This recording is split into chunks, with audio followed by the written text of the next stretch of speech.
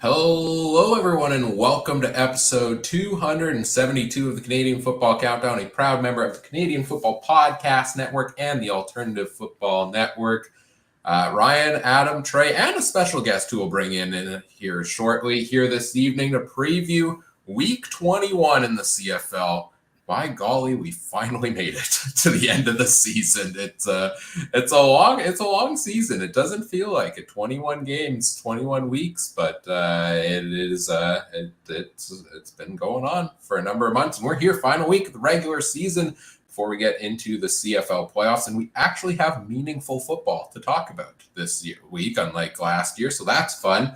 Let's bring in our regular members of the panel here first. Adam, how are you doing tonight?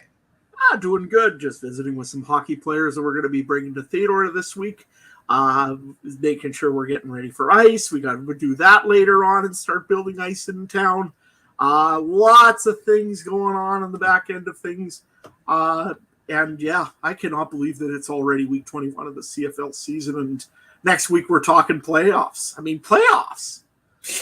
So yeah, I can't believe it already that's already come and it's here. Trey, what you been up to? I haven't heard from you lately. Not a lot. Starting new jobs. You know how that goes. You know what? I watched The Big Lebowski for the first time ever yesterday, and that movie's great. I don't know why I decided to watch that, and that just should be my life. But anyway, how did I watch Big Lebowski well before you even? I don't know. That movie screams, Trey. The dude will abide. That's my new. I'm gonna get that tattooed like everywhere. But other than that, I'm doing pretty good, man. Pretty good. Yeah, ready for some football season here, right? CFL season to. Let's wrap it up here. Let's wrap it. It's been a good season. Let's put the bow on it. Let's see the Joe Bros in a couple weeks, and let's crown a champion. I'm really excited. I believe this is the first time all three of us have been on the pod together. I just looked back at it since Labor Day. Wow. I missed you guys. The whole crew's back together. It's just been an awkward, I just have to hang out with one of you only, a one-on-one hangout this whole time, and, all the people in the audience. But happy to have the crew back here tonight. We'll get through our regular intro stuff here before we bring our guest in. The Canadian Football Countdown is brought to you by our presenting sponsor, Game Time TV. You can learn more at GameTimeTV.ca or Facebook.com/GameTimeTVMB. We'll take your comments, we'll take your questions in the live chat throughout the night. For those joining us live, hello, good evening to you. Send those comments and questions in, and we will read them. And before we go any further, we always want to acknowledge that the Canadian Football Countdown is brought to you from Treaty 1 territory, traditional territory of the Anishinaabe, Cree, Ojibwe, Dakota, and Dene peoples in the homeland of the Métis Nation, as well as from Treaty 4 territory, traditional territory of the Cree, Saulteaux, Dakota, Lakota, Nakota, and Métis Nation. Every week we mention to check out the Discord community, and I have a feeling our guest here will help us tell you why you should here throughout our time here. But it is free to join. Link is in the episode description. Join us over there. CFL chat going on constantly there. NFL chatter as well, as that season is well underway, and lots of fun stuff going on in the Discord community. And one of the things we do in the Discord community every year is we do a CFL fantasy league. It's a head-to-head fantasy league using the CFL Game Zone site, and I create the schedule and everything. And the four of us here on the CFC crew have gone head-to-head with other members. There were 11 of us in the Discord community this year. The championship went down this weekend, and part of the prize every year is that the champion gets to make an appearance on the podcast. So I'm happy to be here tonight as your champion of the Discord League this year. But no, we figured we have to at least bring in, if we can't bring in the champ, we got to bring in the runner-up. So we're here to welcome Fantasy League runner-up, Discord member Charlie to the podcast. Charlie, how you doing tonight? Not bad. How about you guys? It's a surreal being here right now. The faces on the screen are talking to me. That's it's very, very unusual. But thanks for having me. And just seeing the Lebowski now, that seems pretty criminal. From what little I know about you, shocked. Trey, you're a betting man. Over under odds on whether I've seen this movie. I swear to God, if you've seen it, I'm done. I'm done. You've not seen it, have you? I have not. No, I Okay, don't watch yeah. movies. So Scenes have kept popping up on my TikTok, and I'm like, this is a movie I need to see, and I've heard of it, and oh man, I you know what? I watched it sober too, if that says anything. So it's good anyway. yeah, Anyway you watch it, it's good. Yeah. Had I been in my man cave now, you would have seen the poster on the wall behind me. I got a big poster of that in the man cave. I gotta say, I think I am now the one with the second best lighting display on the podcast because Charlie's got some great lights going on there. The background ambiance is killer. Like I mentioned backstage there, this is nothing special. This is just every day in Charlie's basement. Just always loved the mood lighting, and once figured out what smart lighting was and voice control, it was off to the races. It's Ooh. All I know is my basement's unfinished. I'm definitely going to have to go get some styling tips from Charlie later. Yeah, if you can hook us up with some of these styling tips in the Discord, that would be great because I'm also going to be doing some home renos in the nearish future. But yeah, we had you here today. You like we said, you played in the fantasy league this year. Incredible run through the playoffs, underdog story, make it all the way to the finals. Unfortunately, you ran into the final boss, which was myself. But a great season nonetheless. We're going to talk about the fantasy season, get your picks for week 21 as well. We have to bring in, it's the final week, it's the trickiest week of the year, so we have to bring in a little bit of extra emphasis on these picks. So we'll get your takes on those as well. But first question I like to ask anytime we have a guest here is what's the origin story? How did you get into the CFL? We see you're wearing Bomber gear there. I presume you're a Bombers fan. How did you get into all of that? I guess it all starts with the Jets leaving Winnipeg. You know, it was always it was a hockey kid growing up. And that was the only sport I played. And then the Jets left. I was like, what am I doing now? So you know, I'd always been a casual fan before that. So, but once the Jets left, it was just all Bombers all the time. And yeah, you know, eventually you get older, you get some money in your pocket, get the season tickets with the boys, and so at the Rum Hut in the old stadium, some good times there, and then yeah, just rode it out to the new stadium right from the beginning, and then yeah, next thing you know, kids happen, and everybody gets a little too old and tired, and it gets a little tough to get out there all the time. So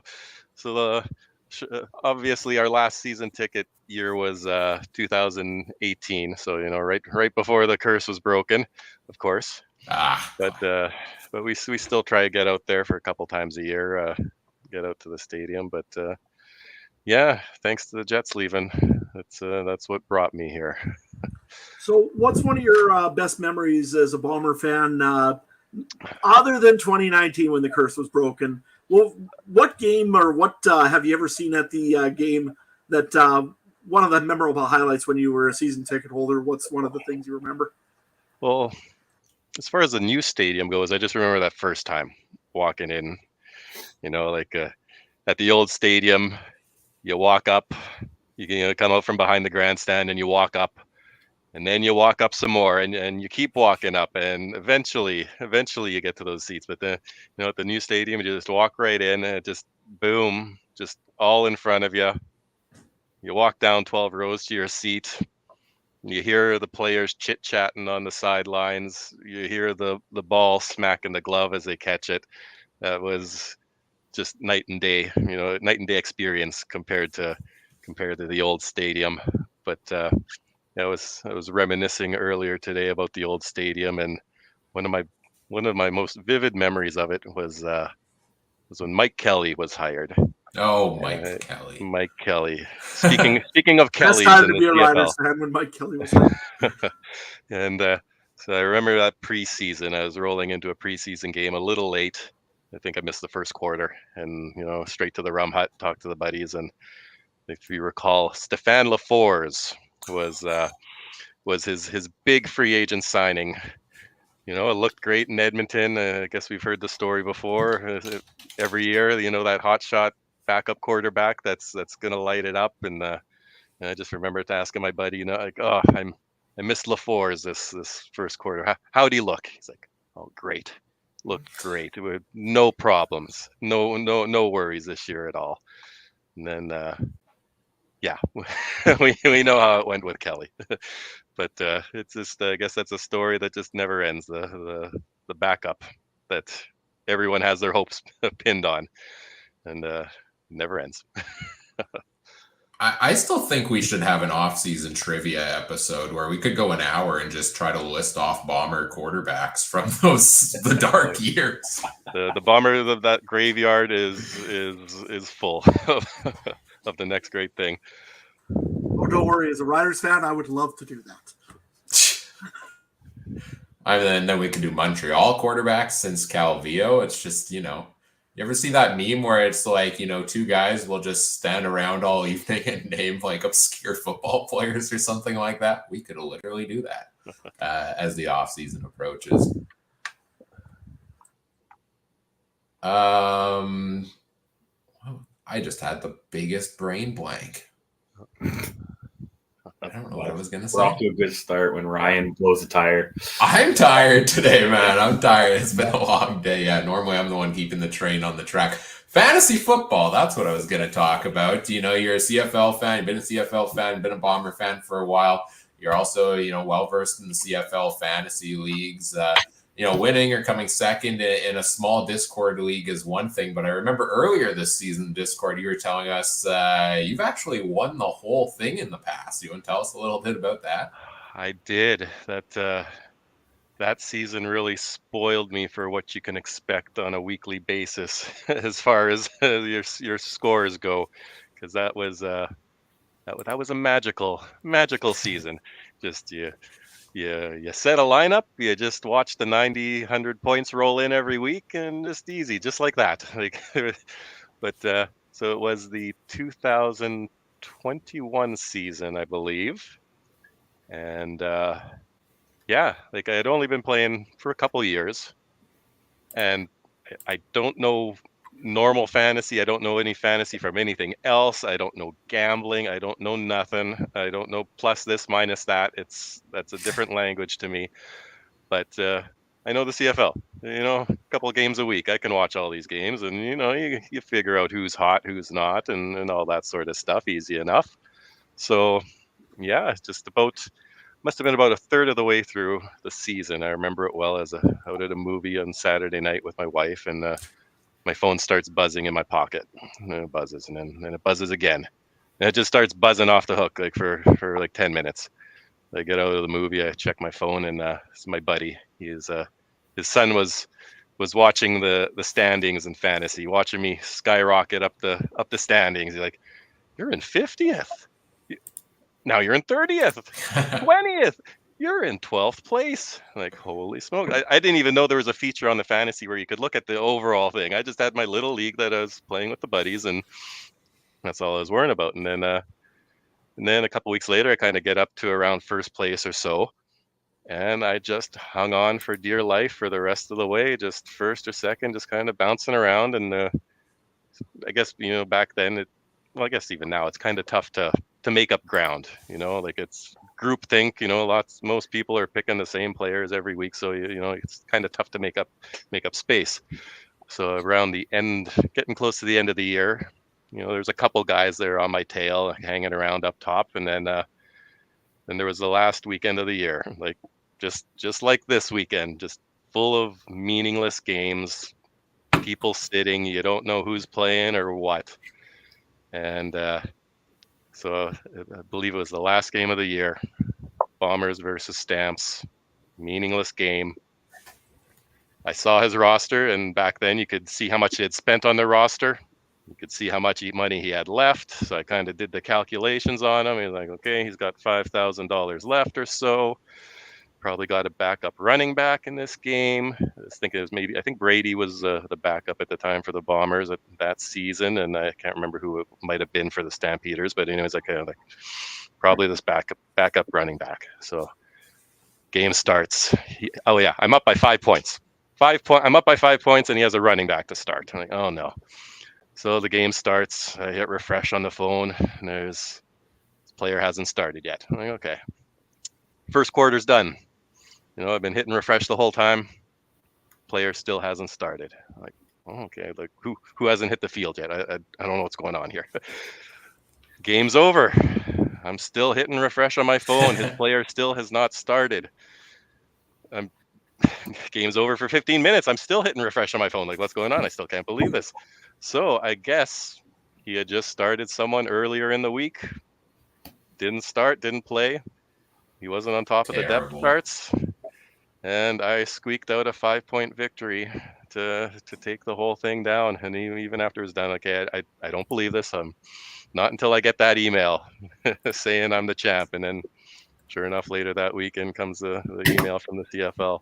Congratulations. And then finally it felt real. But yeah, what a great season. Just could do no wrong. Yeah.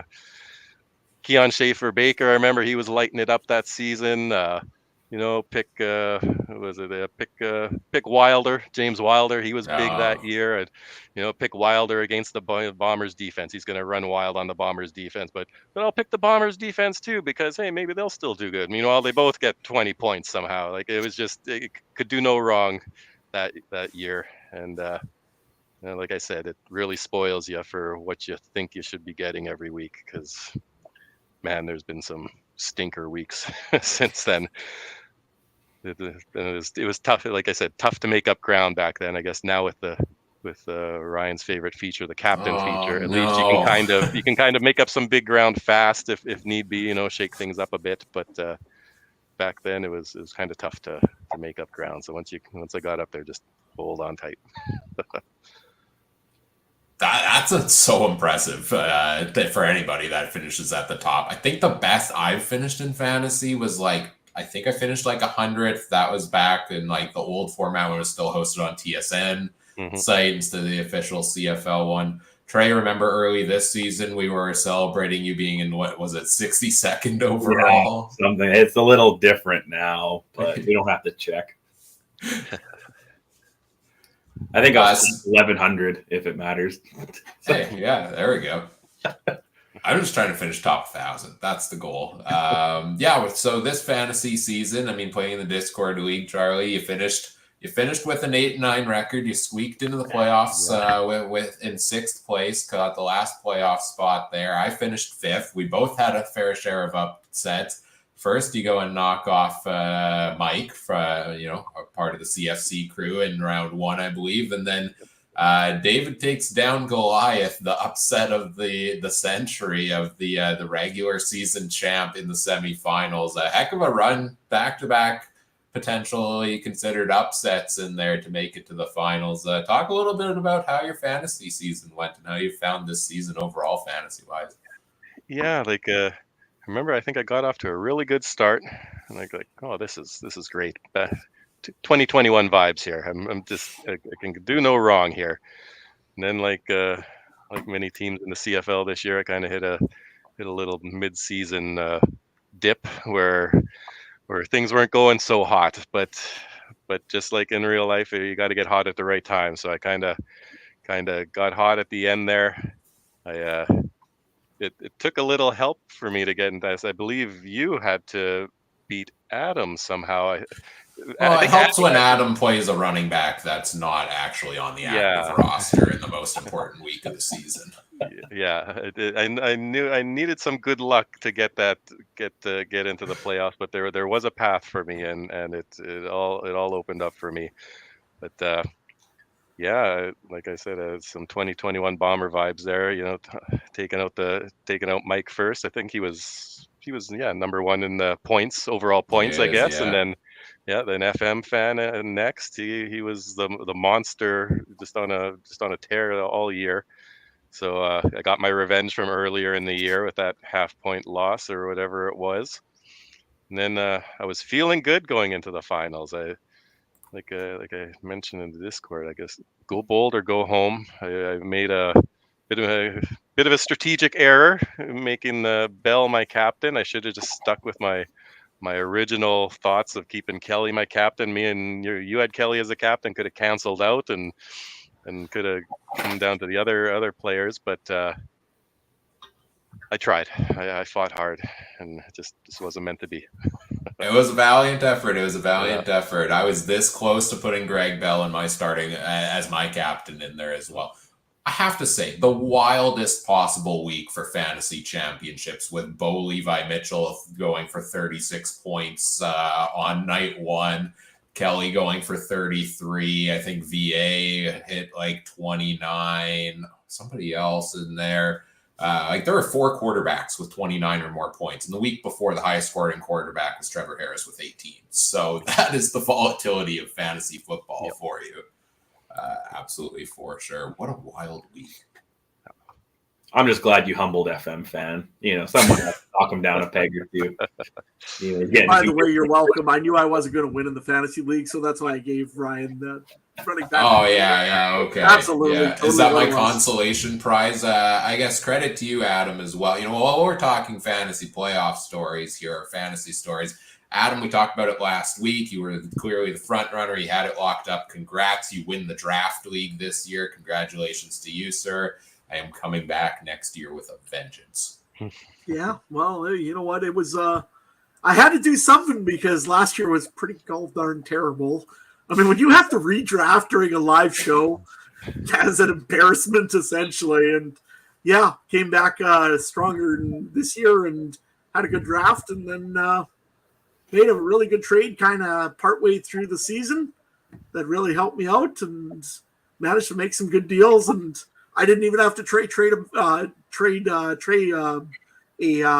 player that was on the injured list this year. So I did pretty good. Hey, it's still not done. I got to talk to you in a couple weeks. Remember? Oh yeah. We got the league is still active. It's active. We got some off-season dealings to worry about. Did the trade period close? I didn't get that memo. No, I'm just tired of managing the spreadsheet. Oh. We'll give you a couple weeks, but then after that, at the GM's meetings, you never know what could happen. Yeah, we never know what could happen. We got some early trade talks going already for next. By the way, I forgot to ask, where's the meetings taking place this year, in Selkirk, or are they taking place in Brandon? Oh, I don't know. Where do we meet in the middle between Winnipeg and Saskatchewan? Verdun, let's go. No. Boston Pizza in Verdun. Perfect. We're doing Moosomin, and you know why. Verdun's not that bad. Come on, Red Barn and Moosomin. Okay, fair. Yeah. Look forward to the off-season GM meetings there. The Canadian Football Podcast Fantasy League, where we played against a bunch of other podcast members from different shows, also wrapped up this week. I was in the finals in that one as well, and in the most roller coaster, heartbreaking defeat possible. I did lose, and congratulations to Oz Davis from the Rouge, White, and Blue podcast for the victory. No back-to-back year repeat for myself. I came within 2 points, or it was like 2.5 or something like that in the end. So Oz is taking home $280 for the charity of choice that I'll be coordinating that. So, it's fun to do things like this and then have it go towards a good cause. But I talked about a crazy week. He had Bo as his captain. He had Tim White. I was down 70 points after Friday. Thought, okay, I don't need to check that league anymore. I'll just focus on what do I got to do to beat Charlie in the Discord league. And I put Chad Kelly as my captain. And as we're going through the first half of that game and we get to the end of the game, and suddenly after the first game on Saturday, I'm now in the lead by, I think it was 3 points. My entire team had played already. William Stanback was on Oz's roster. He got 5 points in the first half before getting pulled due to injury. So it was like as close as possible.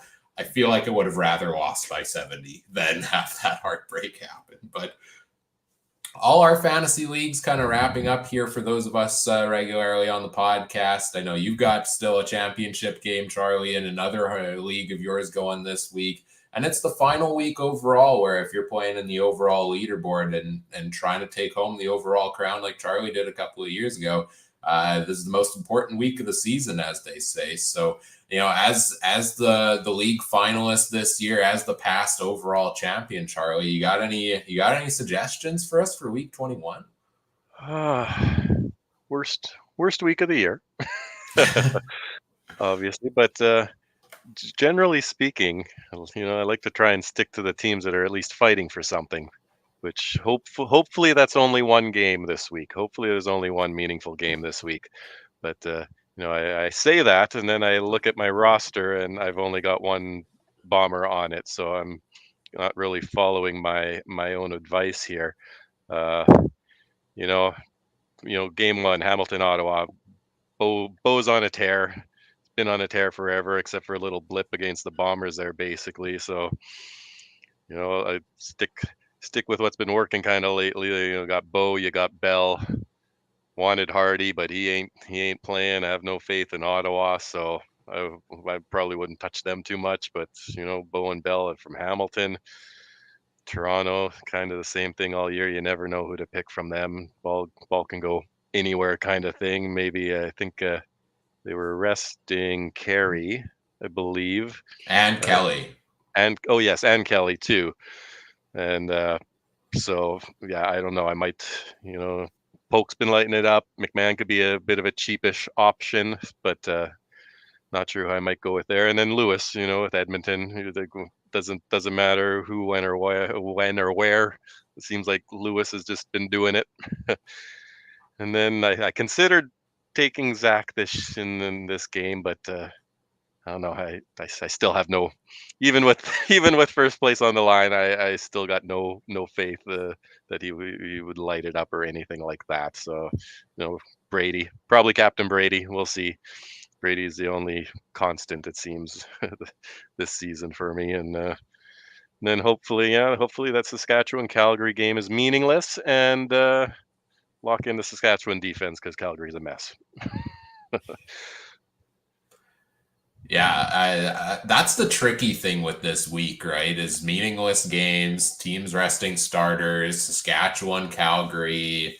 I mean, Saskatchewan might decide to play everybody, or they might decide to play half the team, and it depends on the game happening right before it. And we're going to get into those playoff scenarios here shortly. So good luck, everyone, in week 21. But I think you highlighted a lot of good options there. You mentioned earlier you're not a betting man. You did, so we won't ask you betting odds wise. Trey's going to do some Grey Cup betting odds for us here shortly. But do you have any playoff predictions for us, Charlie, on what you think is going to happen here the rest of the way in the CFL? Yeah, I don't know. Like it's, I'm sure just like everybody at the beginning of the year thought, oh, okay, Montreal, like they're just unstoppable, running away with everything. And then, look where they are now, just kind of getting cold exactly when you don't want to be getting cold. And Toronto's heating up again, and the West just seems to could be anybody's ball game in the West. Like, with VA back in play, like who knows what could happen there. So I no clue.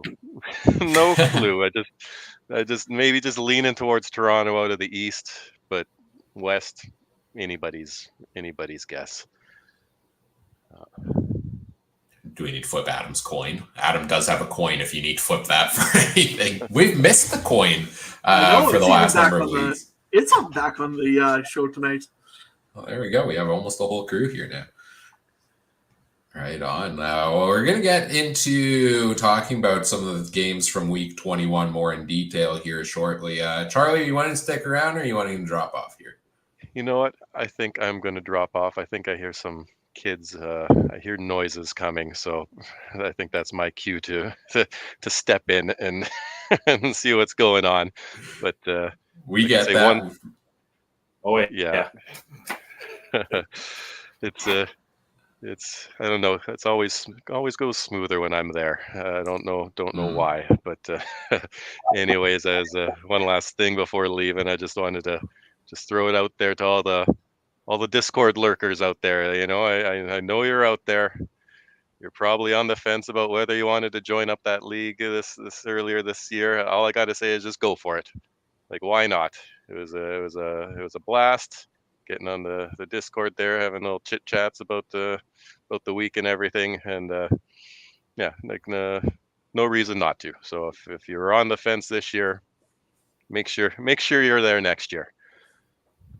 Yeah, I couldn't have said it better myself. Thanks for that little plug, and yes, happy to have you as a a regular member of the community. Hopefully continue to do so, even though the fantasy season is wrapped up for now and back again next year. And thanks for joining us here today.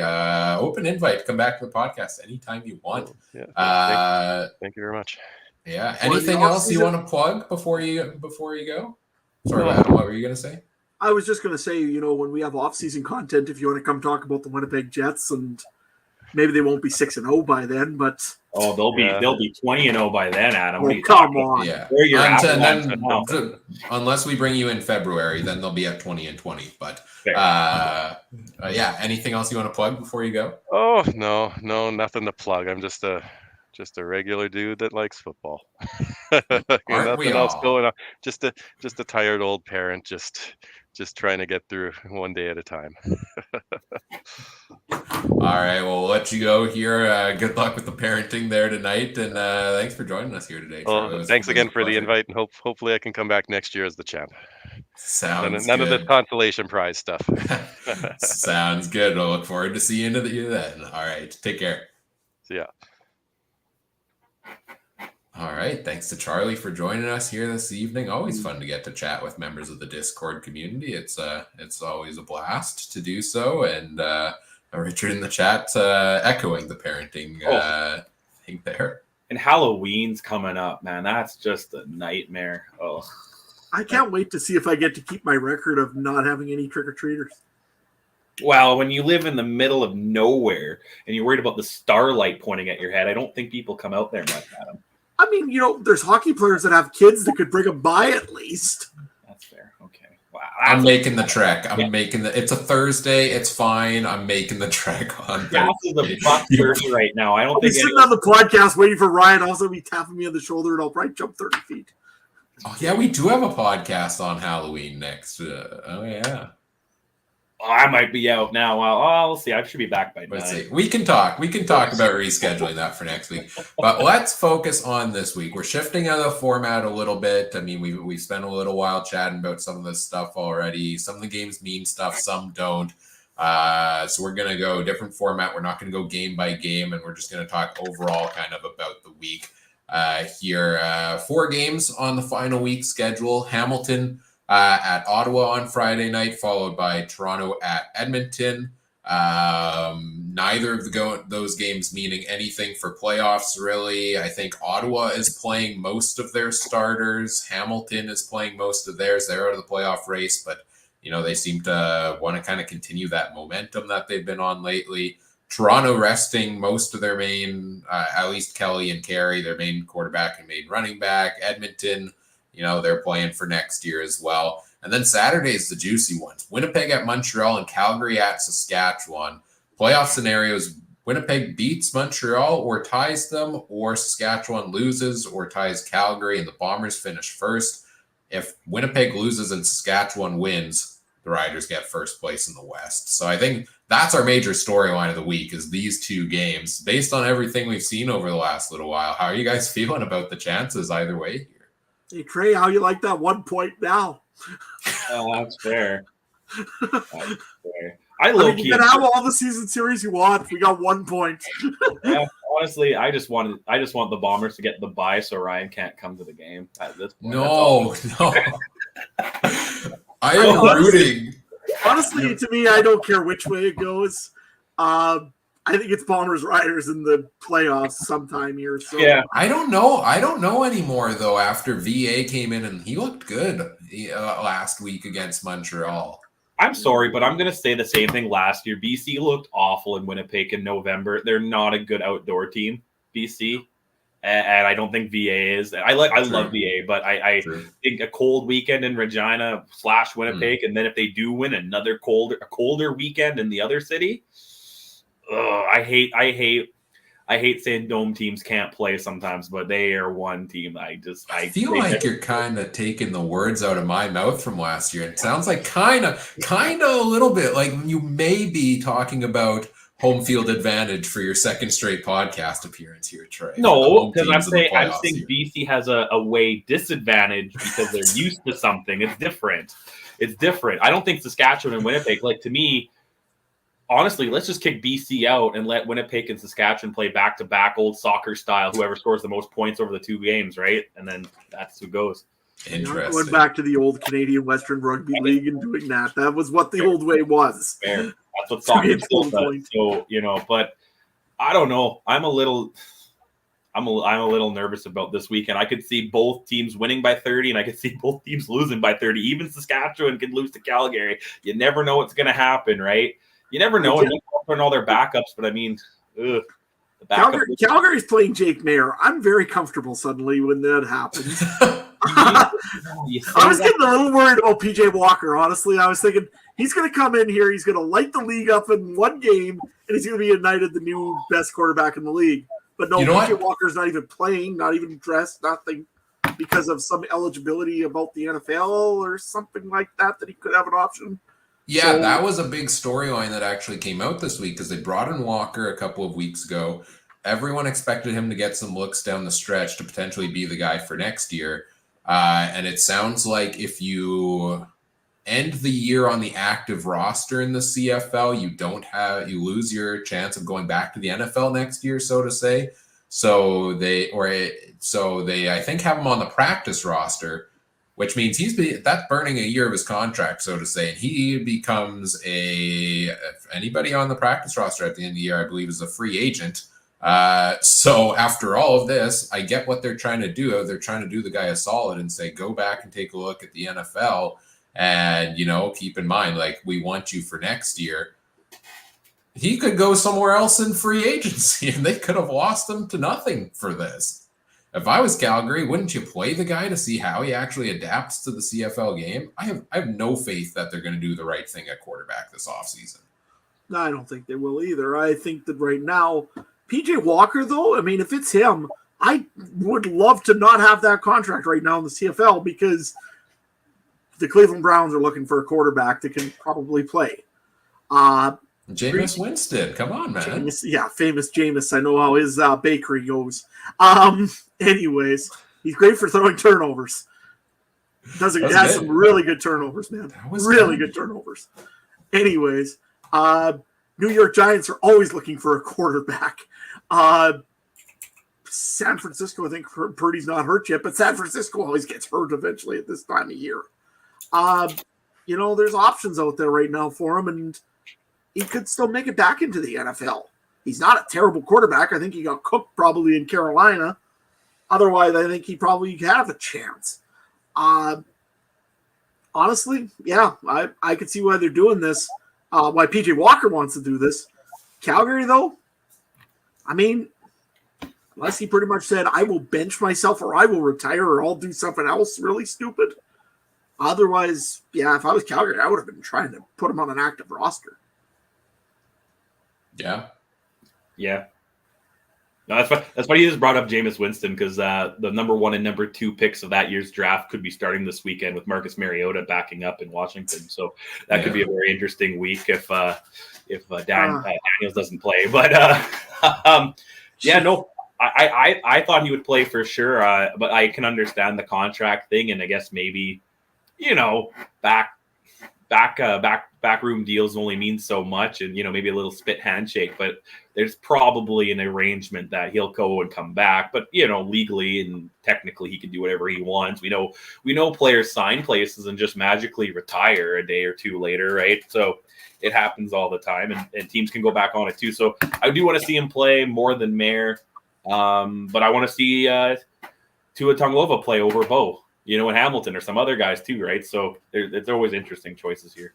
I'm wondering what happens in Hamilton. Like, Bo is starting again this game. I feel like at this point he plays the entire game, and he did, and he lit it up last week against, who did they play? Calgary. They played Calgary on Friday night, and Bo lit it up. And honestly, Bo Levi Mitchell, we're not going to spend the time today going through all of the team nominees for the awards.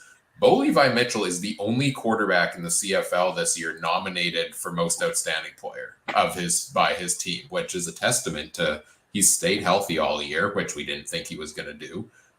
He's lit it up all year. And honestly, a game like this, I mean, I think Beverette's probably your front runner out east right now based on the season he's been having. But Poe is making a pretty darn good case for being most outstanding player, and it was exciting to see. That was a vintage Bo Levi Mitchell game. How many games against Calgary does he have left in his career? So to see him put that one up last time was special. If they're starting him again this week, I kind of see, I said this on the podcast last time, I think Bo's the starter in Hamilton next year. I really do. I think this is like them not trying things out with some of the other guys on the roster. Maybe they have other offseason plans, or I would not be surprised to see the Ticats try to roll out almost the same roster coming into next year and just going off the momentum down the stretch. Is that crazy? Yeah, I could see that. No. I can't. I still say that they're getting too old in certain positions and they need to move on. You know what, Bo Levi Mitchell, honestly, he's only 300 or 400 yards away from having his best season ever for throwing. I mean, he's done real well, but man, I don't know. End of the season, maybe teams are taking their foot off the pedal when they play Hamilton. I mean, some of them are playing for pride and at this point, and they know that they can't. Hamilton's got nothing. They're not going to be in the playoffs. So, like the other weekend there against when Hamilton blew out Ottawa, I think they were almost out of the playoffs at that point, and nobody really gave them a chance to make the playoffs. So, could it be just teams taking their foot off the gas, and this is not quite the right Hamilton team that we're looking at? I don't know, but Bo wasn't great in the beginning of the season. I mean, his team wasn't around him.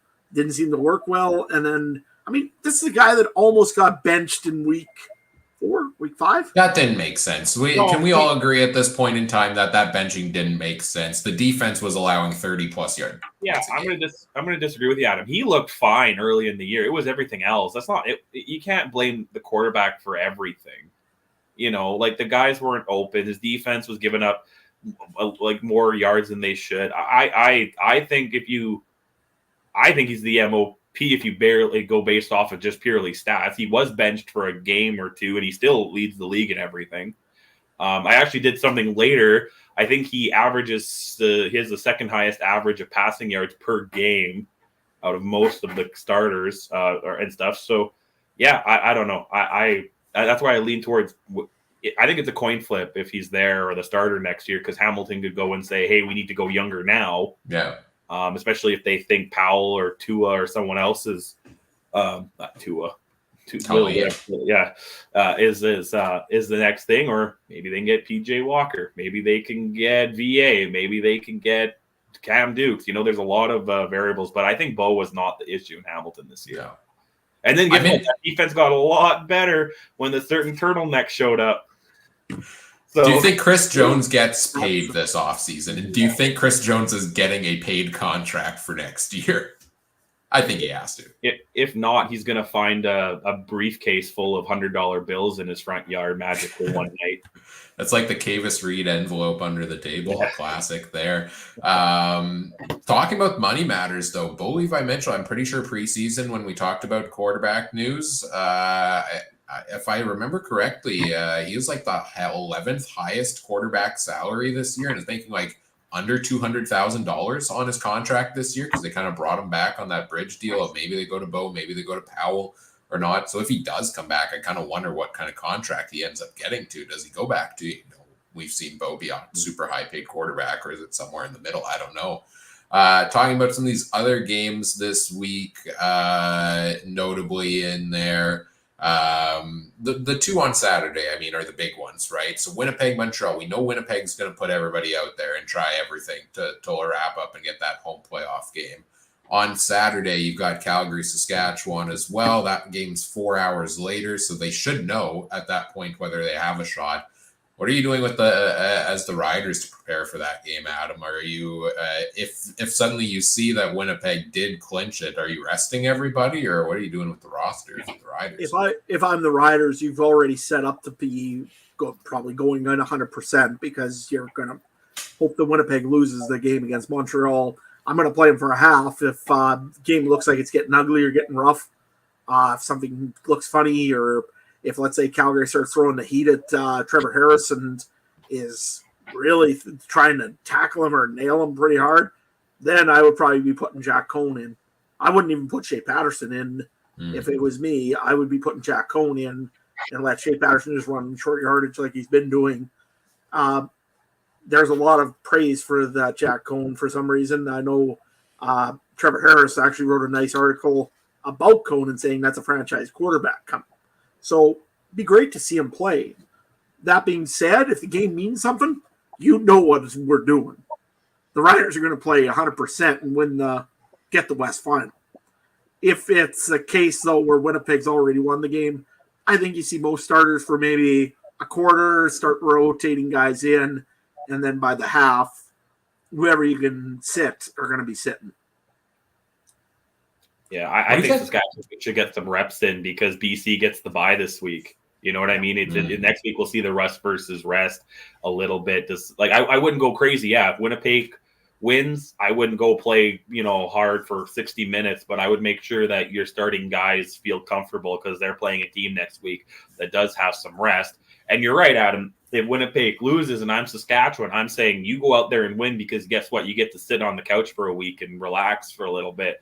And then we get a home game at a field where home field doesn't matter, guys. But, you get a home game against a rival and their fans have to drive 6 hours to make it a sellout, right? So, no, I think it's you play it by ear there. And, yeah, again, fantasy, we would talk about a little bit, but I'd stay away from this game almost too because – if you're putting Trevor Harrison or something, and then guess what? Winnipeg wins. You might not play that much. Yeah, right? yeah. So I'd be very careful. Yeah, there are certain starters you could probably get away with because they have to be on the field. But, I mean, like, for example, Keyshawn Johnson's going to be on the field 60 minutes. He's been a good receiver, but we have no choice. You can't substitute every receiver out of there. So I would see him playing a lot of minutes. Trevor Harris? I wouldn't be playing Trevor Harris because he's probably, you're right. If the Riders are even up big in the second or by the third quarter starts, if it's a 20-30 point lead for Saskatchewan, I could see them substituting out Trevor Harrison players as well. So there's two ways that they could be out of there pretty quick. So yeah, I wouldn't be playing guys that could be substituted out pretty easy. Yeah, that's definitely my fear with that game as well. What about Montreal? Montreal hosts the Bombers this week. They've got the first round bye. They'll play the winner of Toronto and Ottawa in the East Final. They have a lot to say in this, right? Because they kind of also partially control the fate of Winnipeg, Saskatchewan here a little bit. Montreal has not looked good in the last month and a half. They have 2 wins in their last 6 games. Last week, if you listen to the podcast and specifically our fantasy segment about the Montreal Alouettes, you wasted your time because Adam and I told you should pick. Who did we say you should pick? We said you should pick Davis Alexander and you should pick Austin Mack and you should pick Walter Fletcher. None of them started. Fletcher and Mack ended up, I don't know if it was injury or just rest related for them last time. And then suddenly Fajardo was actually in the starting lineup, but they did nothing. They lost 27-3, I think it was, to the BC Lions. So this is a team that's been on the downward decline a little bit lately as well. They've got a bye week coming up. Trey, what are you doing if you're Montreal this week against Winnipeg? See, this is a tough one because my fan kicks in. It's your last home game, so there's a part of me where I'm like, you should at least start your starters. Is it for a quarter? Is it for half a quarter? Is it a drive? I don't know. But that's just me and a fan. If this was in Winnipeg and it was switched around, I'd want the starters to be out there. I don't want to see especially when you got first locked up. It's different if I'm Edmonton. Maybe I want to see the third stringer this year in the last week, but not these games. But then it's tough because also, the other side is going to go 110% to try to lock up their home game in the bye. So do you want to be their punching bag, metaphorically there? I don't know. I think Montreal might be in one of the toughest spots this week because the first game, the games on Saturday on Friday don't mean much. Toronto's probably going to be half resting. Ottawa's going to be half resting and the other 2 teams are out. And then Calgary, Saskatchewan could mean nothing too, right? So that one's tough. I think Montreal's in one of the toughest spots here because, when Fajardo's been kind of hurt and on and off. So you need to get him kind of going again too. He needs to get some rhythm in a week. Another week off in the bye might not be great for Fajardo necessarily, right? If we could do the Ryan rules, and if you get the draft and then you get the pick where you play, I'd almost pick Montreal to play next week. If they had the choice over the bye or playing their choice of Ottawa, Toronto next week, I would take Ottawa next week for sure over that bye, because I think Montreal just needs to get their shit going. And I don't think they're going to do it by resting starters and then a week off, right? Yeah, no, I agree. I think that if I was the Montreal Alouettes and I was Jason Moss right now, Cody Fajardo's on that field, Austin Mack is on that field, and Walter Fletcher is on that field. That's why I think they rested last week. So they have to play this game. Yeah. That's why. And then I was surprised that they did that, because I thought, okay, they're going to play probably some of the backups this last week. Like I said, I thought Davis Alexander was on the block. I mean, I did not see him going across the country and playing in BC, or see Fajardo playing in BC. All of a sudden, here comes Cody Fajardo. Okay. But you know what? You got a week off. You got to go and get some momentum now, because Montreal, I think they're losers of 2 in a row. No, they lost against BC, and then maybe they won the game against. I think they won before that. Let me double check. But again, it's not been like it's been blowouts or anything. It's been these close, kind of grind them out games that Montreal's been winning, I think, if I'm not mistaken. And honestly, I could see Montreal. It could be an absolute flip of last year, where Toronto comes into Montreal and just beats the tar out of them in the first half, just because they weren't ready. But I think Jason Moss is a little more kind of prepared. He knows what's coming of him. He knows it's going to be a very desperate Winnipeg team coming in there. Winnipeg's going to do whatever it takes to get that W. But if I was them, I would want Beverette to be out there playing a lot of minutes. I'd want Sutton out there trying to get some picks. I'd like to see them actually put some real effort into it, because honestly, you got a week to sit and rest if you're a little bit banged up afterwards. I'm much more worried about Montreal this year than I was about Toronto last year. That 16-2, because they were still winning games with all the backups playing, interleave down the stretch. I if I'm Montreal, I'm playing the starters the full way this week. I really am. And I think part of it is just to get everybody back in rhythm. I mean, this week was Fajardo's first game since week 17, and he looked off and kind of got pulled at halftime there. Maybe just sat for some rest there, get him back into the rhythm. But the team hasn't been full powered, so to say, in a handful of weeks now. I think you have to get that rhythm going, especially with the bye week there, get everybody back on the same page. And we always talk about playing to lose or being scared to be aggressive when it's playing to win. Hindsight is going to be 2020, and you could have a Kevin Glenn type situation that happens if you don't rest your guys late in the season. But Montreal's a team with enough depth that I think they could still scrap their way through. If Fajardo goes down this week and they have to start Davis Alexander in the playoffs, I'm not that much more concerned about Montreal than I already am, so to say. And same thing with, they've been so banged up at receiver this year, and they've got depth across the board. So I think you got to give it full gusto here for the Alouettes in week 21. The only other game we haven't really talked about, Toronto and Edmonton. Toronto resting their star quarterback, star running back. I think that makes sense, especially Kelly just had this massive game against the Red Blacks this last week. He's had his up and down consistency issues this year. You kind of want to ride that high going back against Ottawa 2 weeks from now and not have a game in the middle and a meaningless game to rock the confidence. Is that fair to say? Yep. I think so 100%, because it's a part of my Grey Cup preview, but Kelly, actually, he's the guy that leads the average for most passing yards right now per game since he's come back. And and you're right. I don't think he needs to have a bad game in there before coming back against Ottawa next week, like you said. And what do they need to prove? You know what I mean? They can take some time off, I think, more for them, because they're relatively healthy lately, isn't Toronto? I think so. Yeah, compared to Montreal, compared to some other teams, yeah. Mm-hmm.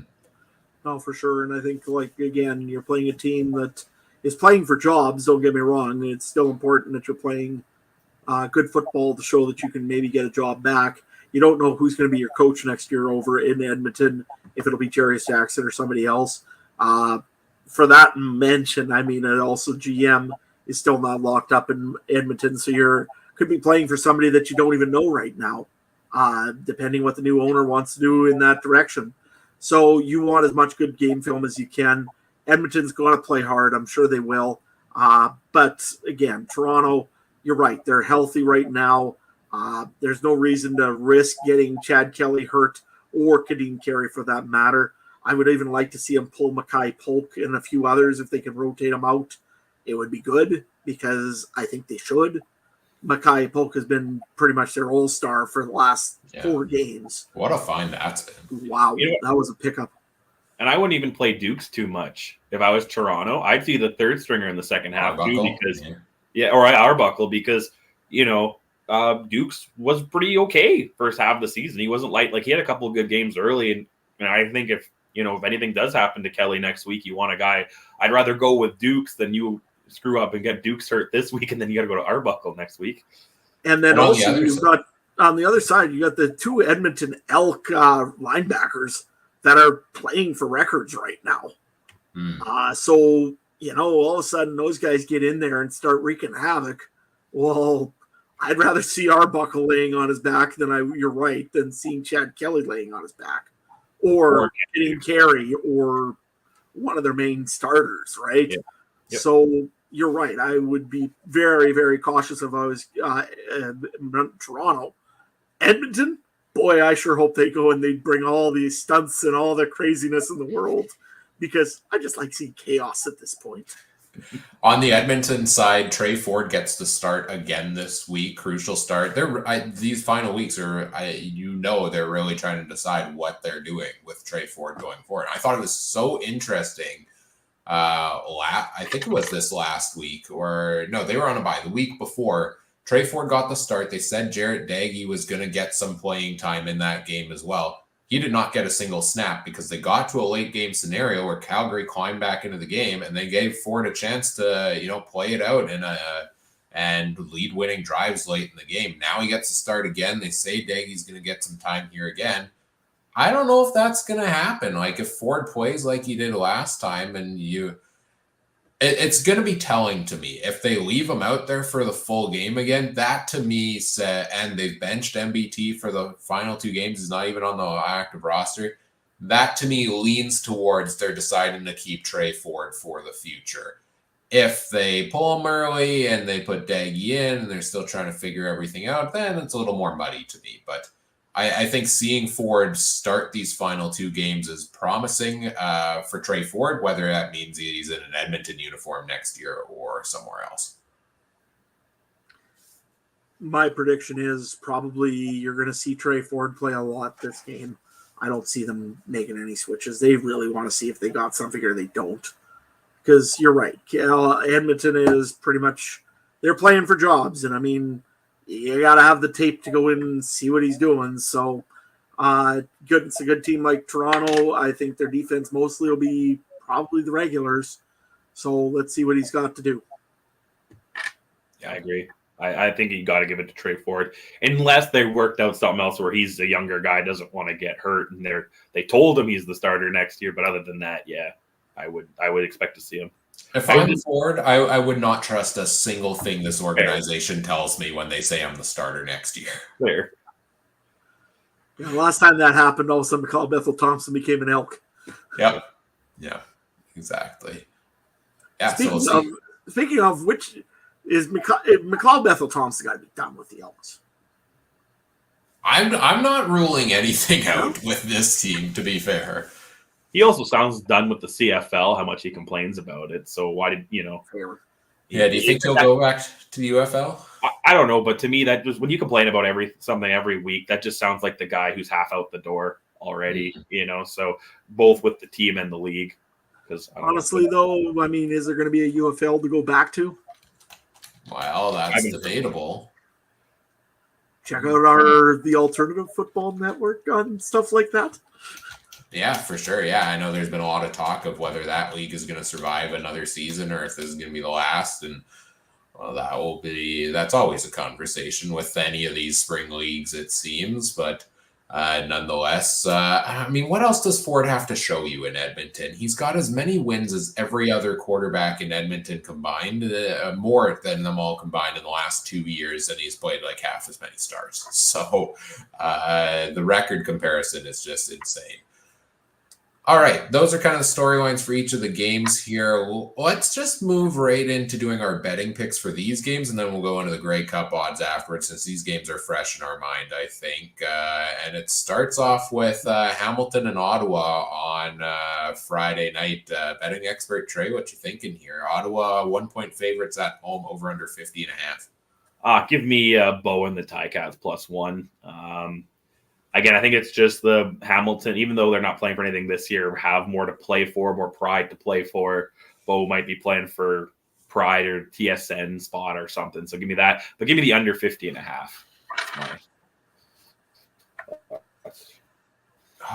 Adam? I'm going to go Adam? with Levi Mitchell as well. I think that Bo is going to probably play a good game. He wants to get his record.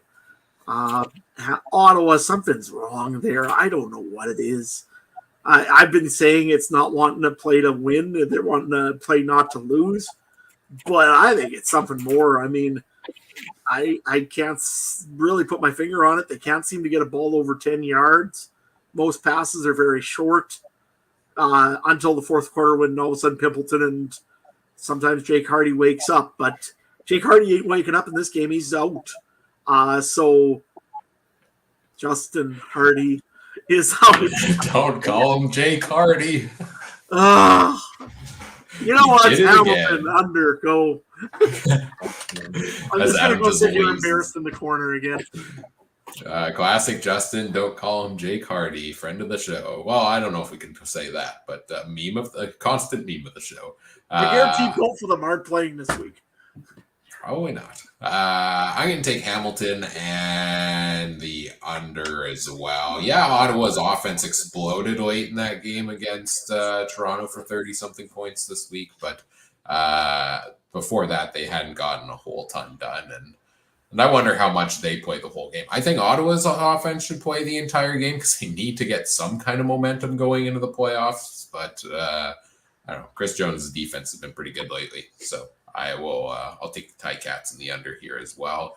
Second game on Friday, Elks at home against the Skeleton Squad for the Argonauts. Trey, what you thinking? Good question. What am I thinking? This is a tough game because this one doesn't really matter. Give me the Elks and the -3. Trey Ford will light it up and say, why the hell did you not start me all year? We'd be in the playoffs if you guys weren't idiots. I'm going to go under, though, this week. I'm going to go under this week a lot, probably. I just don't think there's going to be tons of points. Weather's getting crappy. Well, not really. I guess it's still +15 in some places, but, it's getting that time of year. Ryan, you go first this time, since Adam can't. Adam's on timeout.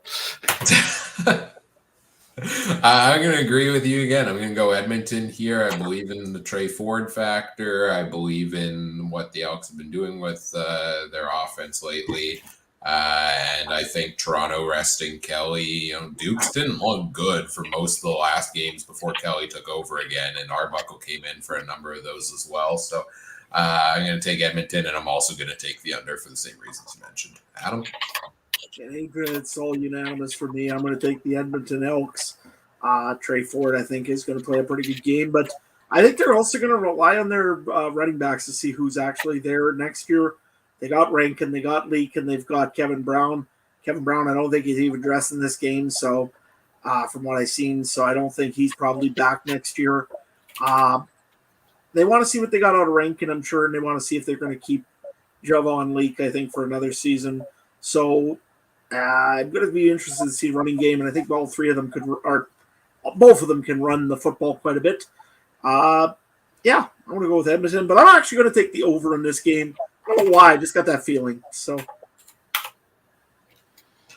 now we get into the fun ones, the Saturday ones. Montreal hosting Winnipeg, the first big one on Saturday. Winnipeg 7-point favorites on the road in this game. Does Vegas think that Montreal's resting all the starters?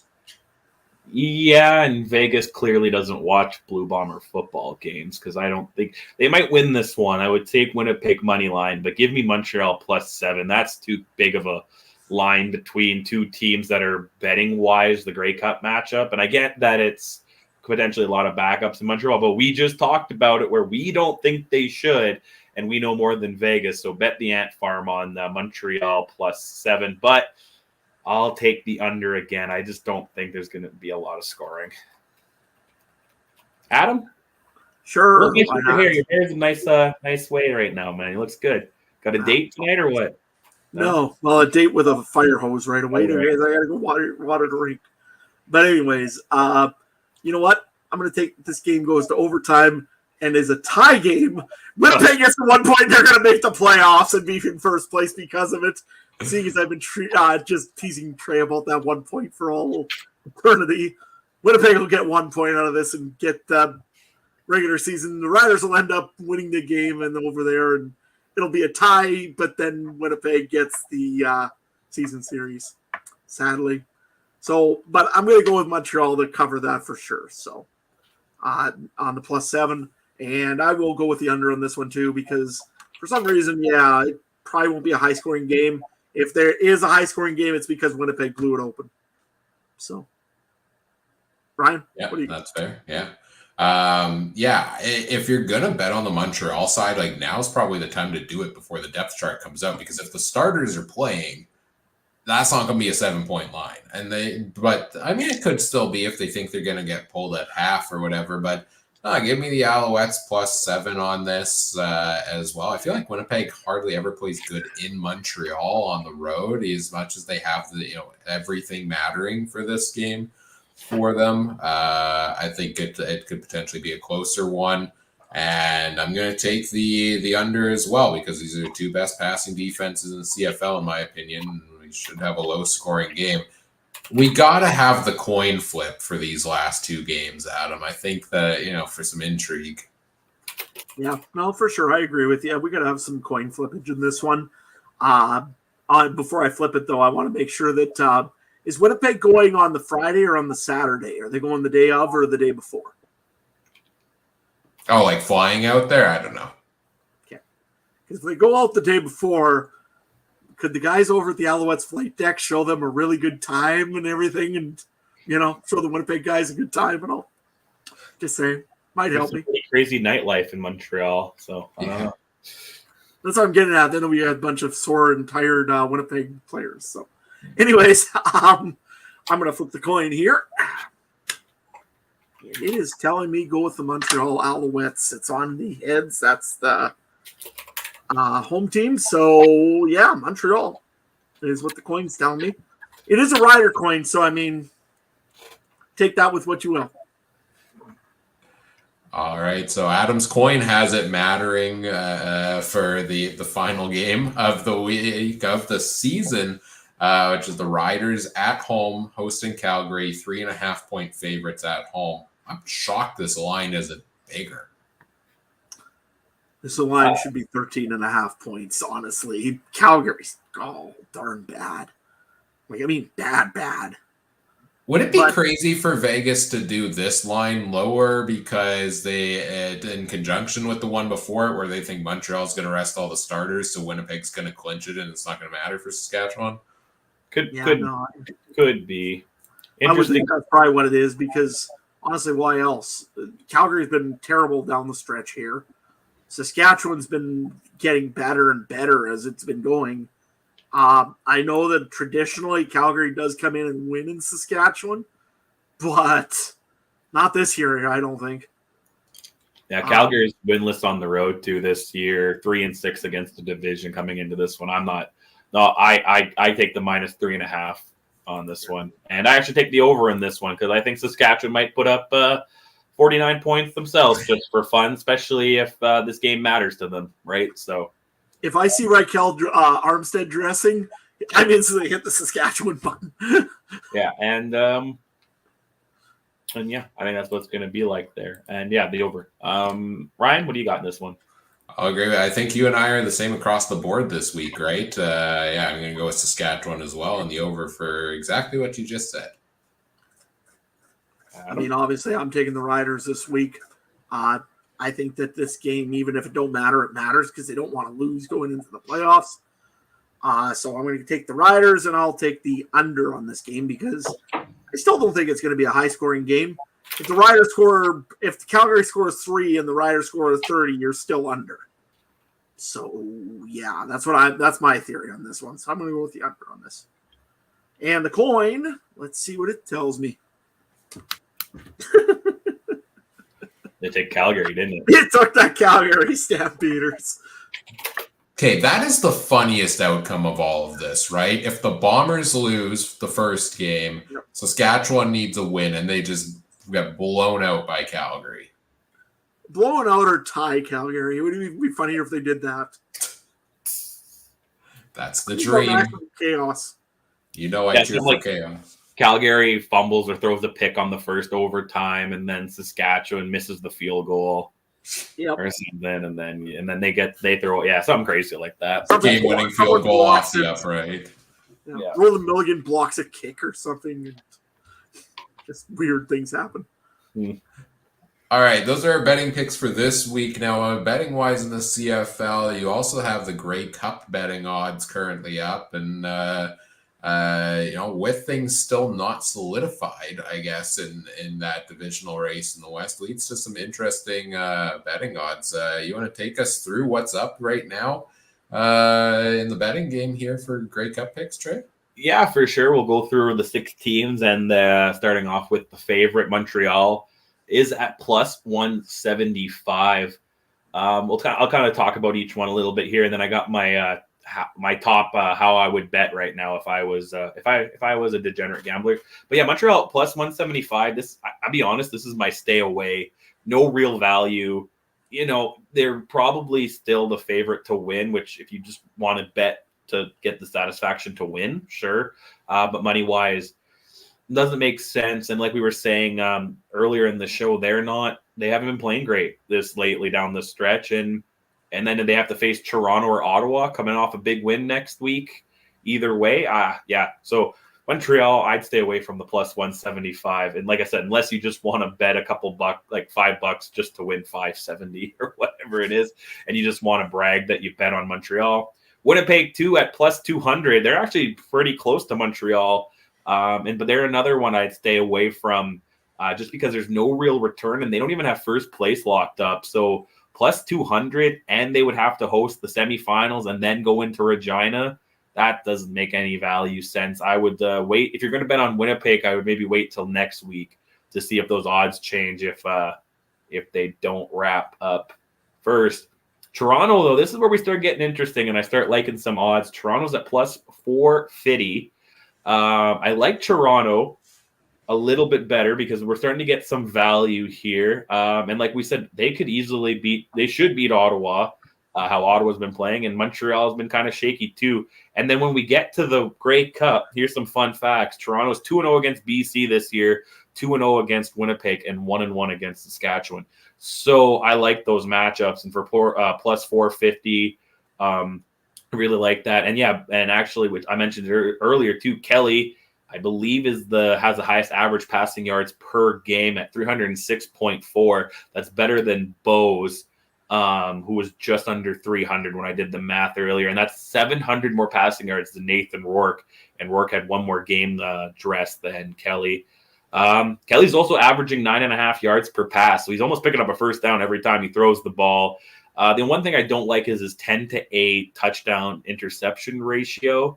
But CFL, I feel like CFL, the touchdown to interception ratios are always messed up, right? It's not like the NFL where especially Zach Claros. Yeah, you know what I mean? It's not like the NFL where we see Brady go 50-3 or something, something stupid where they just, because you have the extra down, right? So it's easier just to throw it at some guy's feet or throw it out of bounds. And try again on third down, where CFL sometimes you got to force it in on second and long. So that's where I got Toronto. Saskatchewan's next at plus 600, and they might not be 14-4, but I'm actually still pretty high on Saskatchewan at plus 600. there's some value. I should actually see what they were at the beginning of the year because I think they were only plus 700 or something earlier when I bet them preseason. So they're still pretty much the same. They are 1-2 against Saskatchewan this year, and they're both 1-1 against BC. But I like their chances because BC, which we'll talk about next, I'm a little unsure of their quarterbacks. BC at plus 750s next. Very interesting because, VA definitely has the locker room and will likely be starting. But, will he get hurt? Will Rourke play? I didn't really like how Rourke played last playoff, so very interesting there. And then Ottawa, the big dogs. This is where you bet the Ant Farm. Plus 1,800. Biggest odds, but I'm not really sure if they even have a shot, really. Let's be real. Okay, if it was fan voted, I don't even think Ottawa would be in. I'd rather see Edmonton or Hamilton in the playoffs. Heck, I'd even see Calgary over the playoffs at some point than maybe Ottawa. I'm just kidding, Adam. They're 8th in points, 6th in points against. Worst running team in the league, even though they average 5.2 an attempt, which is 5th. Betting Ottawa, there is crazy value, but they're the donkey amongst racehorses. I think in this one, that's my little note I put. I really wanted to say that. I think it would be one of the biggest upsets in recent Grey Cup playoff history if they made it through. So that's where I'm going there. And then guess what? You have to beat Toronto in Toronto. You have to beat Montreal in Montreal. And then you got Winnipeg, Saskatchewan, or BC in BC. So that'd be a tough test. So this is how I rank them. I made a little rank 1 through 6 where I would bet. I'll start at 6 and go my way up with some suspense. Montreal is number 6. Most likely chance to win, no value. So I'd stay away from that. Ottawa would be 5th. Crazy value. Likely not going to win. Number 4 is the Bombers. Again, no value with it. Number 3, I go with BC at the plus 750. Then Saskatchewan. Did I cut out or was I good? I think your internet is struggling there a little bit, so we can give it a second to reload here. I think that might be better. Okay, so where did you hear me last? You're going through the top 6 list. I think you cut out around Winnipeg at 4. It was Montreal's odds at 6th, Ottawa's at 5th, Yeah, Winnipeg at 4th. Then I got BC, Saskatchewan, Toronto. Toronto's my top choice, I think, betting-wise at plus 450, and they have a real good shot of winning. And then Saskatchewan would be my top choice still. In the West, betting-wise, just because I like that value at plus 600. And I just want to be right because I bet on them in the preseason. So... I mean, I like the Saskatchewan odds. I don't like that they have to, if they have to go through the West semifinal, I don't like and go through Winnipeg in Winnipeg. I don't like their odds of making it. So if you're going to take them this week, because I think next week, you can take them next week. I think it'll go higher.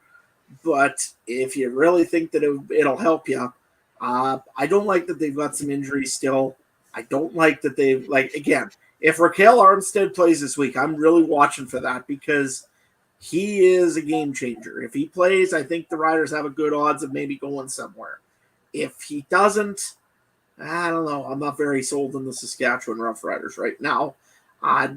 But for value-wise, I would say you're right. Probably the Toronto Argonauts are your best value play just because they are starting in the East Semi. They're at home, which helps them quite a bit.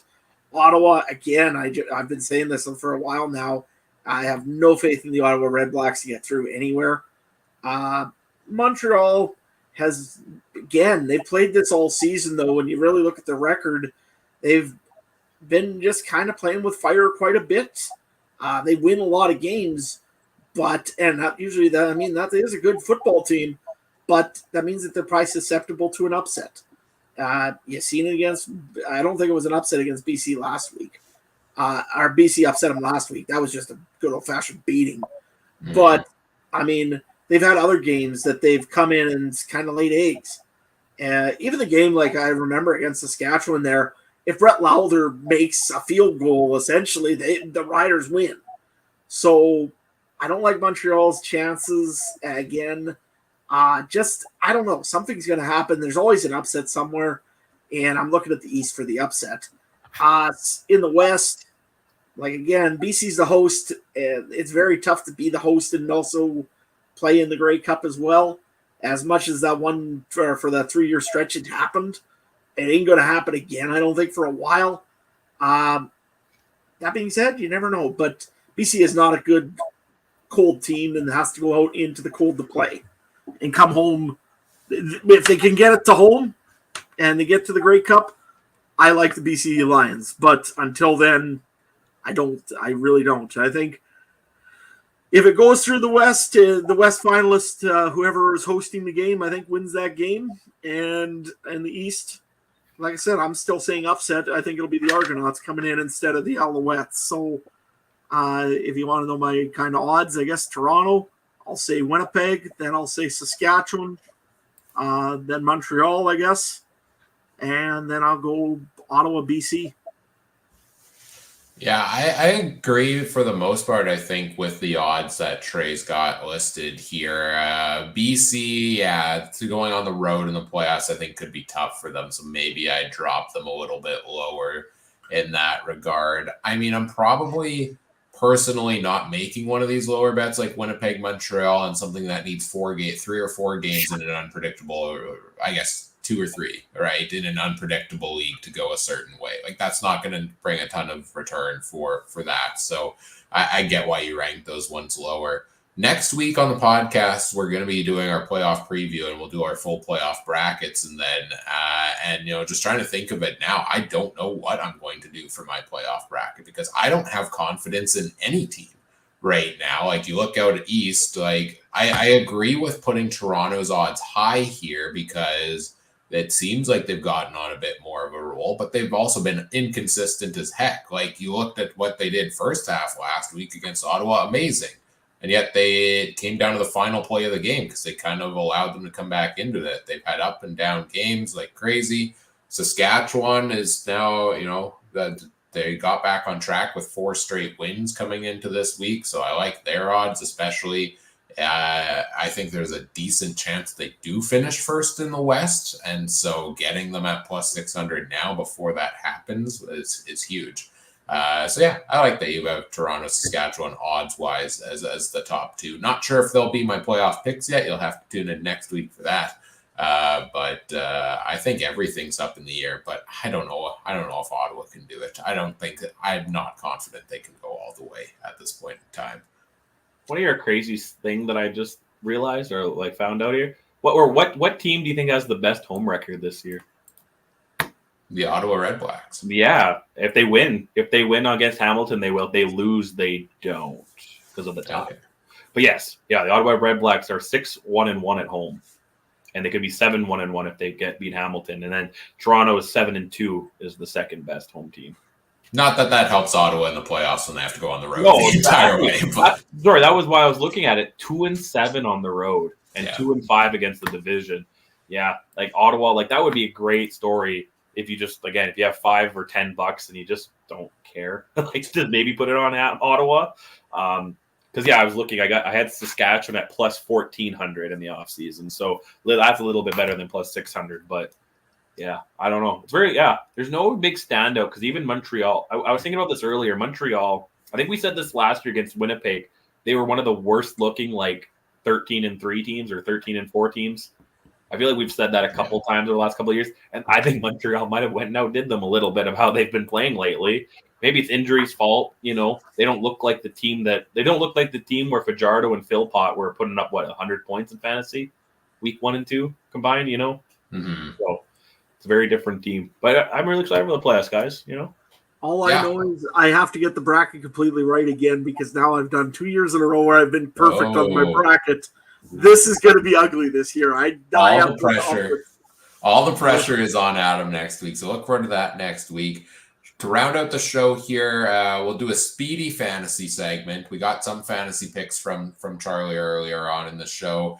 I won't go as in-depth into the numbers. It's been a crazy week for myself. I haven't had time. I put all the charts in the Discord. So that's a call out. Join the Discord community if you really, if you're at crunch time in your fantasy league and you want all the numbers that I talk about here normally. Link is in the episode description. It's free to join. I post like 9-10 different charts in the CFL fantasy channel in there with all of the numbers that I use to kind of drive some of the discussion in this segment. We'll go position by position. We'll try to make it quick going through it. Start at quarterback position. What are each of you looking at for your quarterback this week in fantasy? Adam? I've got Bo Levi Mitchell. I think he's going for records. Yeah, let's You go. live with the bow, you die with the bow. I got to go Bo Levi Mitchell this week. All offseason, I said Bo's gonna do like Bo. You know, Hamilton didn't prove anything, but I thought Bo was gonna screw us over, and Bo screwed us over, and Bo did it.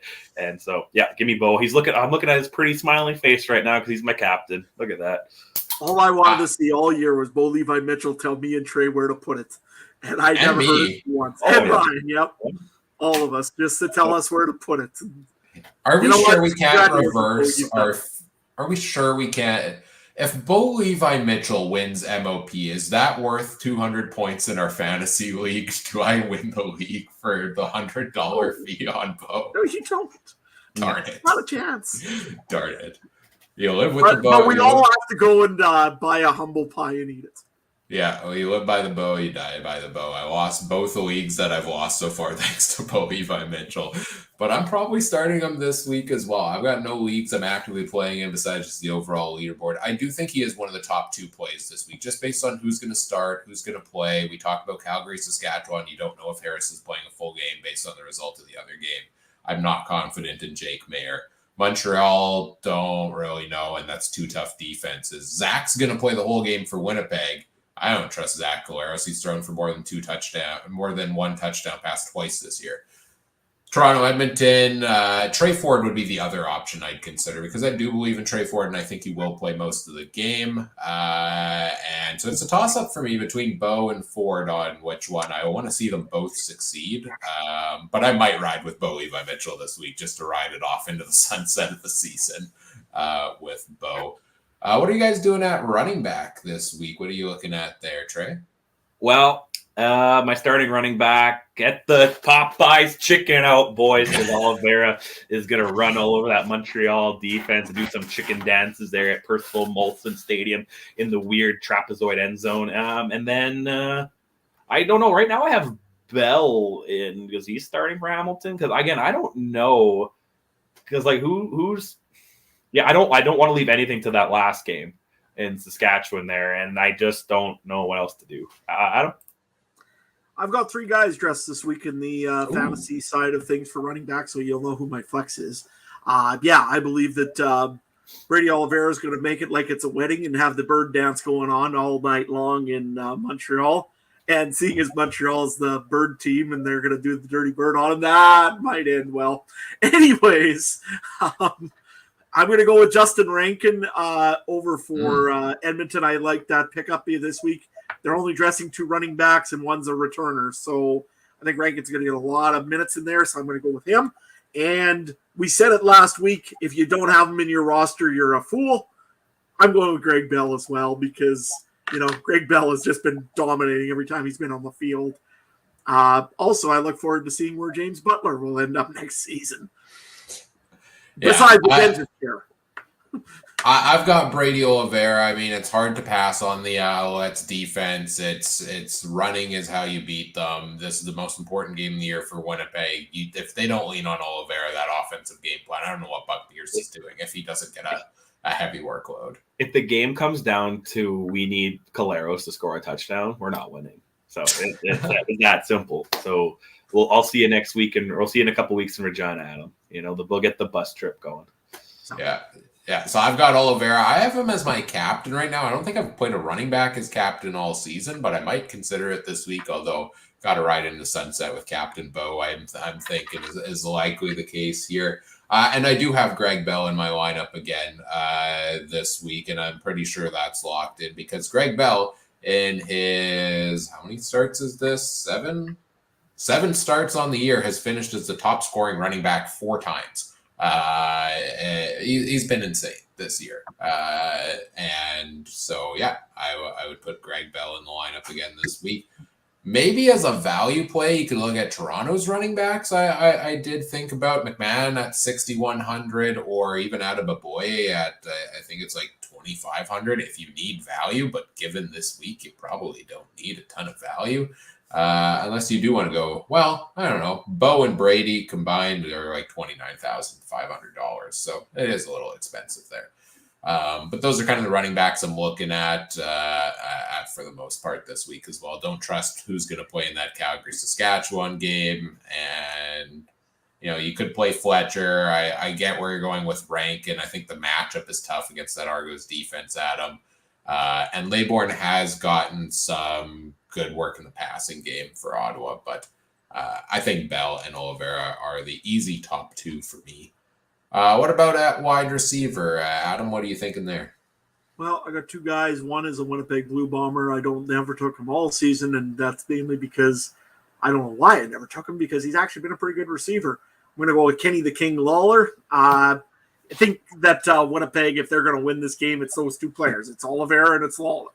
If either one of them has a terrible game, it's going to be tougher on the Winnipeg Blue Bombers to win that one in Montreal. So Lawler's got to have a good one. I think he will. So I'll go with him. And over on the other game that I have is a Saskatchewan Rough Rider. I know I shouldn't be taking too many of them, but hey, some receivers just got to play. Keyshawn Johnson. I've really been liking how he's been playing the last few weeks. He's only $5,500. He's a cheap receiver, and he's been a cheap receiver for the results that he's been getting. And you know what? Somebody's got to win the game for the Riders. So Keyshawn Johnson will be my other choice for a wideout this week.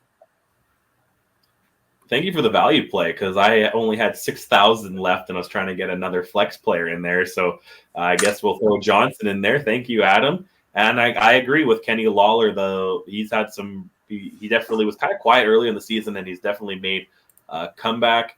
And then my other receiver right now at 10.8 thousand, give me Dunbar, because Bo's got to throw to somebody, and he had a pretty good week last week with 33.6 points. So yeah, give me Dunbar.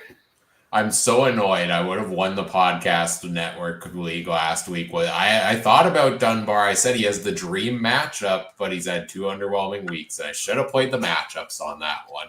And you know who you should play if you're playing the matchups this week? It is Keyshawn Johnson, who you guys talked about, because the 15.8 points per game is the average left wideout scores against the Calgary Stampeders. So that's easily the best receiver matchup of any in the CFL. And I think Johnson should play the whole game. He's cheap enough where if he doesn't, you can probably still get some good points out of that.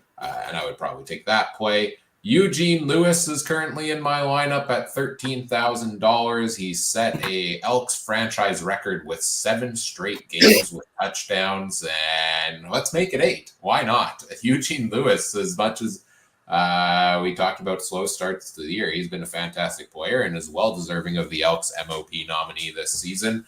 And I've got Khalil Pimpleton in my lineup currently as well at $6,000, because he is an absolute target machine for Ottawa.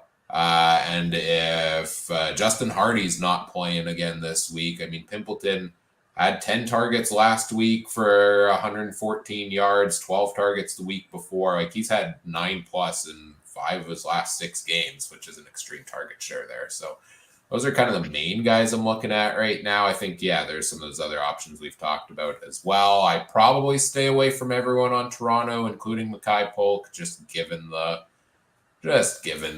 Cam Dukes situation starting at quarterback. Hamilton side, if we believe in Bo having a big game, I think you could go with kind of any of those receivers. They all had huge games last week.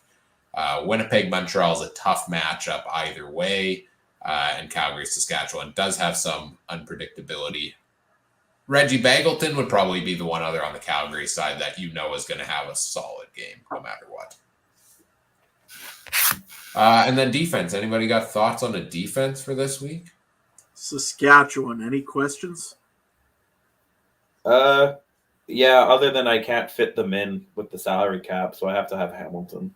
But other than that, yeah. I mean, Saskatchewan's played Calgary. I don't need to say much. Fair enough, but there's no salary cap left.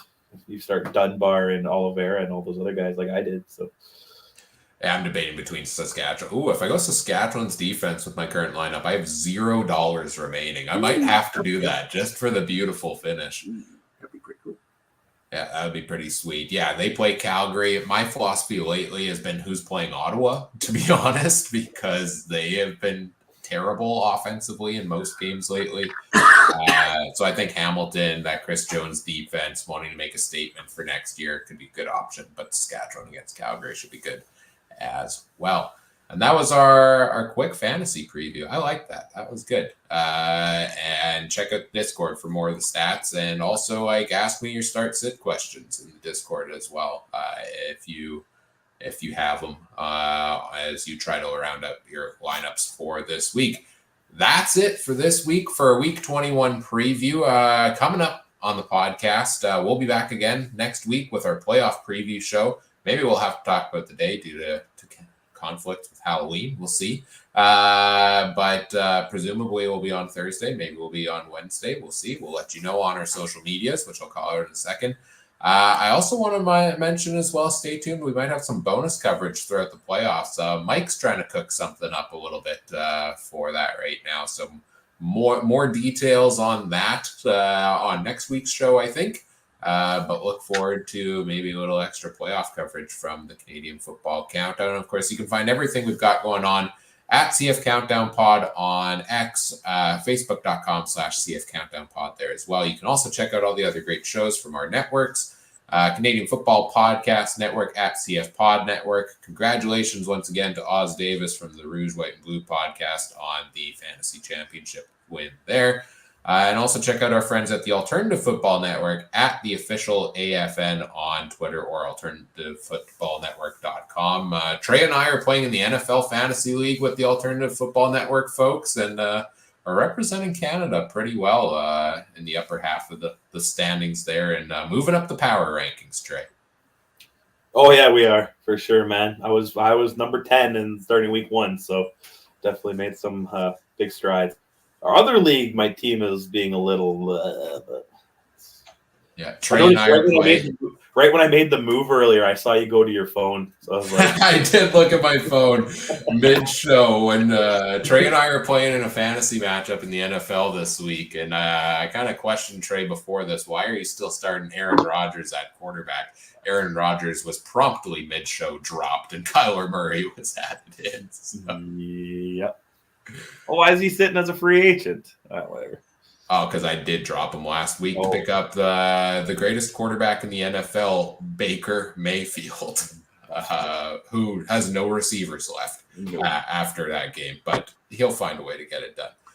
And you're not going to take Jameis Winston? I might. I mean, his turnovers are famous. Well, now he got contacts, so he can see now. Oh, that's what it was. That year where he was like 30-30 or whatever. Yeah, he needed to get contacts that he refused to wear on the field, and then he got contacts. He should be good now. Oh, interesting. Yeah. That's what he said. That's what I would say too. I would say get ready for a lot of turnovers. It cannot be worse than Deshaun Watson. It can't be. There's no way it can be worse. Hey, I'm a diehard Cleveland fan.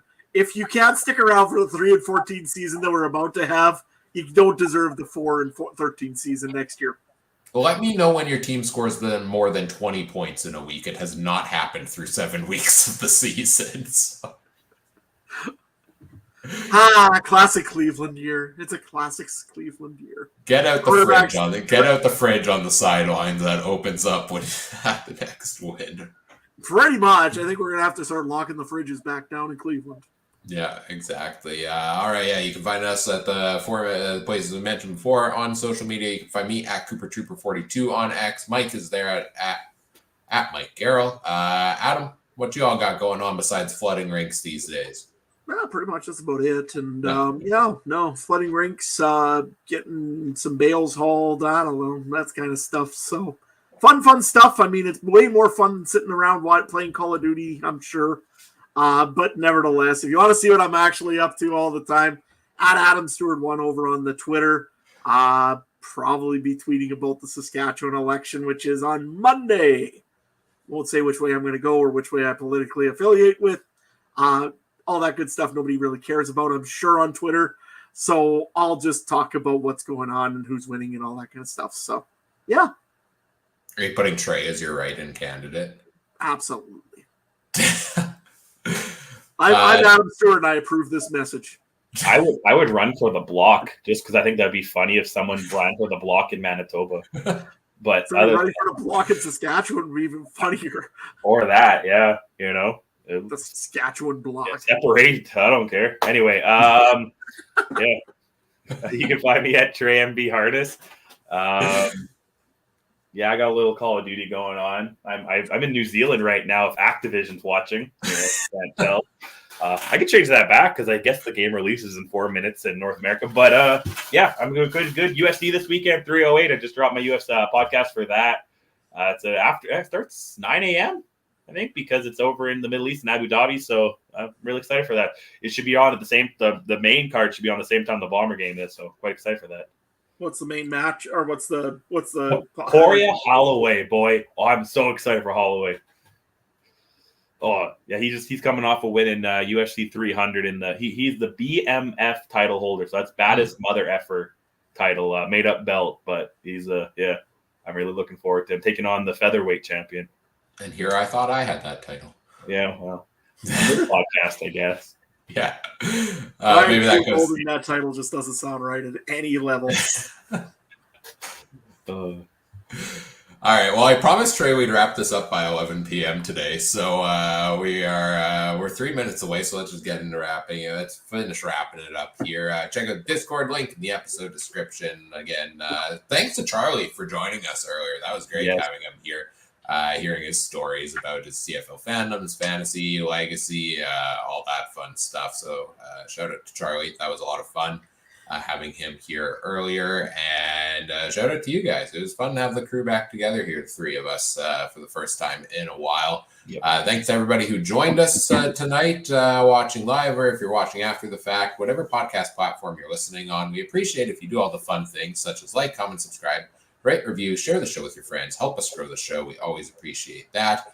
On behalf of Adam and Trey and special guest Charlie, I'm Ryan saying thank you for listening. Take care. Have a good one. Bye.